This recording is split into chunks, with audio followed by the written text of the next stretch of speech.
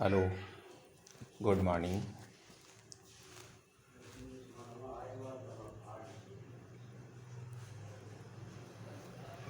आज हम past perfect continuous tense का अध्ययन करेंगे। पास्ट परफेक्ट कंटिन्यूअस टेंस की पहचान। इस प्रकार के वाक्य में समय और उसके बाद रहा था, रही थी, रहे थे आदि शब्द आता है। अर्थात पास्ट परफेक्ट टेंस में अंत में समय दिया होता है और उसके बाद रहा था, रही थी, रहे थे आदि शब्द आता है। जैसे मैं चलता रहा था, आई हैड बीन वॉकिंग, या वो 10 साल से यहाँ रह रहा था। पानी दिन भर से लगातार गिरती आ रही थी। मैं पिछले 2 सालों से CSVTU में पढ़ रहा था। तो इस प्रकार हम देखते हैं पास्ट परफेक्ट कंटिन्यूअस टेंस में उस समय का प्रयोग किया जाता है जब भूतकाल के किसी समय की बात हो रही हो और उस समय के संदर्भ में किसी गुजरे समय में आरंभ हुए ऐसे कार्य का वर्णन करना हो जिसका उस समय तक खत्म होने के बारे में कुछ भी कहना स्पष्ट न हो। अर्थात पास्ट का परफेक्ट कंटिन्यूअस टेंस में भूतकाल के में किसी कार्य के प्रारंभ होने की जानकारी होती है, लेकिन उस कार्य के खत्म होने की कोई जानकारी नहीं होती है।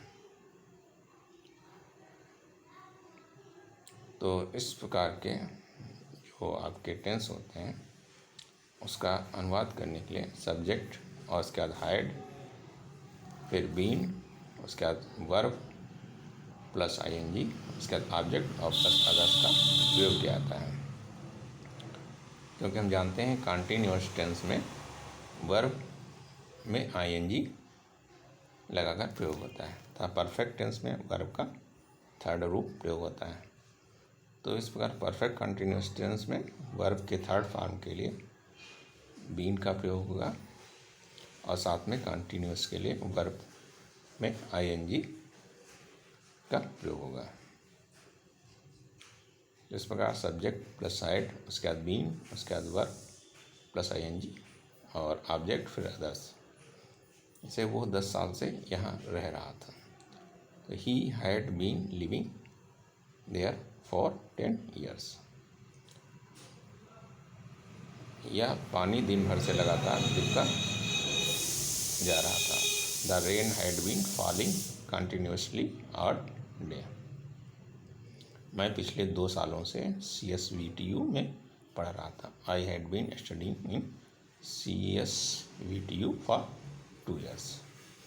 तो इन वाक्यों में हमने देखा कि अंत में रहा है, रहा था, रही थे या रहे थे आदि शब्द आ रहे हैं और इसमें भूतकाल में कार्य जो प्रारंभ हुआ है लेकिन संपन्न होने की जानकारी नहीं है। तो ये टेंस हमारा क्या है, पास्ट परफेक्ट कंटिन्यूअस टेंस के अंतर्गत आता है। और चूँकि इसमें पास्ट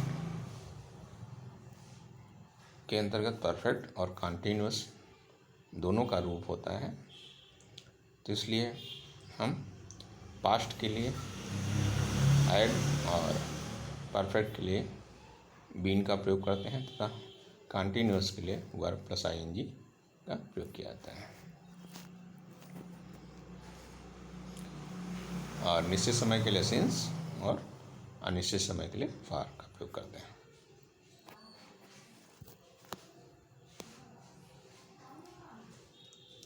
इसके बाद आता है निगेटिव सेंटेंस। जो पास्ट परफेक्ट कंटिन्यूअस टेंस में निगेटिव सेंटेंस का ट्रांसलेशन कैसे होता है। तो सबसे पहले हम सब्जेक्ट और उसके बाद हैड, फिर नॉट, उसके बाद बीन और उसके बाद वर्ब प्लस ING, फिर सब ऑब्जेक्ट और उसके बाद अदर्स का प्रयोग करते हैं। जैसे वो 10 साल से यहाँ नहीं रह रहा था। तो सबसे पहले सब्जेक्ट ही, उसके बाद हैड, उसके बाद नॉट, उसके बाद बीन, फिर वर्ब प्लस ING, तो लिव प्लस ING लिविंग, और उसके बाद ऑब्जेक्ट यहाँ देयर, और कितने समय से, 10 साल से। तो फॉर 10 ईयर्स, क्योंकि यहाँ 10 साल निश्चित नहीं है कौन से 10 साल हैं, इसलिए हम फॉर 10 ईयर्स प्रयोग करेंगे। तो इस प्रकार वो 10 साल से यहाँ नहीं रह रहा था। He had not been living there for 10 years. पानी दिन भर से लगातार गिरती नहीं आ रही थी। तो यहाँ पे सब्जेक्ट हो गया द रेन, उसके बाद हैड, फिर नॉट, फिर बीन, और गिरना की फाल होती है, ING इसमें लगाएंगे तो फॉलिंग हो जाएगा। और लगातार के लिए कंटिन्यूसली, और दिन भर के लिए और डे। तो इस बार पानी दिन भर से लगातार गिरता नहीं आ रहा था। इसका ट्रांसलेशन होगा the rain had not been falling continuously all day. शायद मैं पिछले 2 सालों से CSBTU में नहीं पढ़ा रहा था। यहाँ सब्जेक्ट आपका आई हो जाएगा, उसके बाद हैड, फिर नॉट, फिर बीन, और पढ़ना की स्टडी होता है, उसमें ING लगाएंगे तो स्टडिंग हो जाएगा, और ऑब्जेक्ट हो जाएगा CSBTU, और समय है पिछले 2 सालों से, तो फॉर 2 ईयर्स। इसके बाद तीसरा आपका आता है interrogative sentence. Past perfect continuous tense के इंटरोगेटिव सेंटेंस होते हैं। तो इंटरोगेटिव सेंटेंस आपके 2 प्रकार के होते हैं। एक तो जिसमें वाक्य का आरंभ प्रश्नवाचक शब्दों से होता है, और दूसरे जिसमें प्रश्नवाचक शब्द वाक्य के बीच में प्रयोग किए हैं। तो ऐसे वाक्य जिसमें प्रश्नवाचक शब्द वाक्य के बीच में होता है, तो उनका ट्रांसलेशन करने के लिए सबसे पहले क्वेश्चन वर्ड अर्थात प्रश्नवाचक शब्द का प्रयोग, उसके बाद हैड, फिर सब्जेक्ट, उसके बाद बीन, फिर वर्ब प्लस ING, उसके बाद ऑब्जेक्ट, फिर अदर्स का प्रयोग करते हैं। और ऐसे वाक्य जो आपके प्रश्नवाचक शब्द से आरंभ होते हैं, तो उनका ट्रांसलेशन करने के लिए हम सबसे पहले हैड, उसके बाद सब्जेक्ट, फिर बीन, फिर वर्ब प्लस ING, उसके बाद ऑब्जेक्ट प्लस अदर्स का प्रयोग करते हैं। तो वो 10 साल से यहाँ क्यों रह रहा था। यहाँ पे आपका क्वेश्चन वर्ड जो है वो वाक्य के बीच में है। यहाँ पे प्रश्नवाचक शब्द क्या है, क्यों, जो कि वाक्य के बीच में है, इसलिए हम इसके ट्रांसलेशन का सेंस सबसे पहले प्रश्नवाचक शब्द का प्रयोग करेंगे। तो क्यों के लिए वाई हो गया, उसके बाद हैड, फिर सब्जेक्ट ही, उसके बाद बीन, फिर रहना की लिव, उसमें ING लगाएंगे लिविंग, वहाँ यहाँ के लिए देयर, और समय के लिए फॉर 10 ईयर्स। वो 10 साल से यहाँ क्यों रह रहा था। Why had he been living there for 10 years, या क्या पानी दिन भर से लगातार गिरती आ रही थी।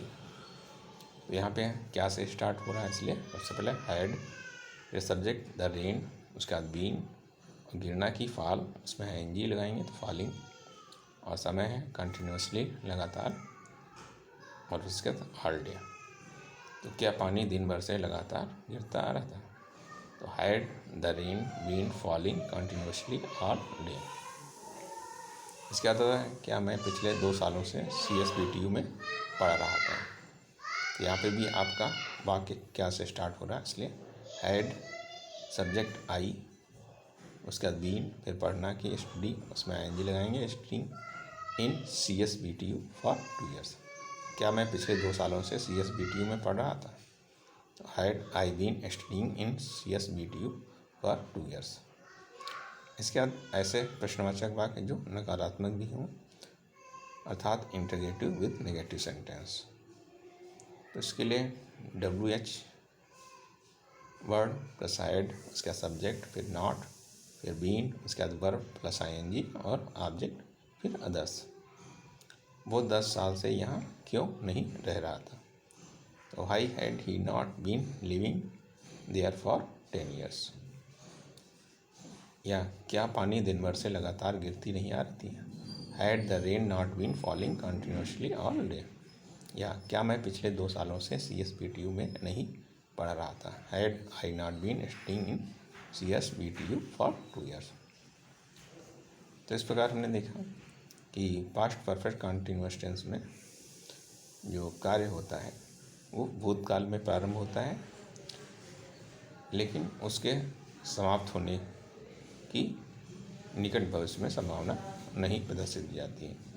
तो ऐसे वाक्य पास्ट परफेक्ट कंटिन्यूअस टेंस के अंतर्गत आते हैं और इनकी पहचान होती है वाक्य के अंत में समय और उसके बाद रहा है, रही है, रहे थे आदि शब्द आते हैं। इस प्रकार के वाक्यों का अनुवाद करने के लिए जो सिंपल सेंटेंस या अफर्मेटिव सेंटेंस होते हैं उसके लिए सब्जेक्ट और फिर हायर्ड, उसके बाद बीन, फिर आपकी वर्ब प्लस आईएनजी, उसके बाद ऑब्जेक्ट, फिर अदर्स का प्रयोग करते हैं।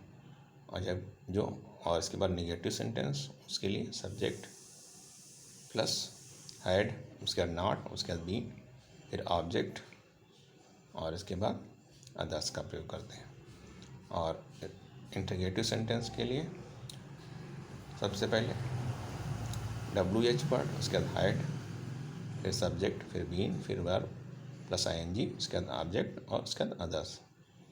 और ऐसे जो इंटरगेटिव विद नेगेटिव सेंटेंस के लिए WH वर्ड, हायर्ड, सब्जेक्ट, फिर नॉट, उसके बाद बीन, फिर वर्ब प्लस आईएनजी और ऑब्जेक्ट, उसके बाद अदर्स का प्रयोग कर देंगे। तो इस प्रकार हमने देखा आज पास्ट परफेक्ट कंटिन्यूअस टेंस का अनुवाद करने के लिए और उसकी पहचान क्या होती है, उसका अनुवाद करने के नियम। आगे हम फ्यूचर टेंस के बारे में जानकारी प्राप्त करेंगे। Okay, good day and bye.